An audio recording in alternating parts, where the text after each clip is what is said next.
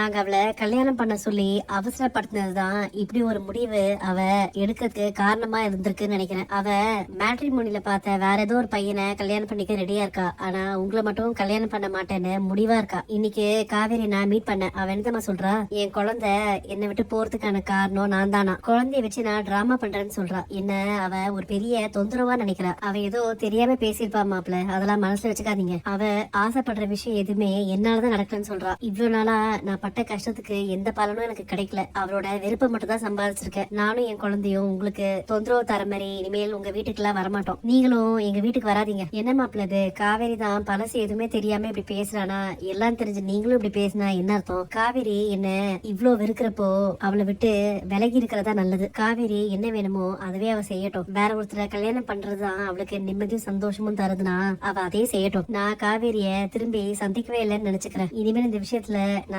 செய்யறதுக்கு எதுவுமே இல்லத்த.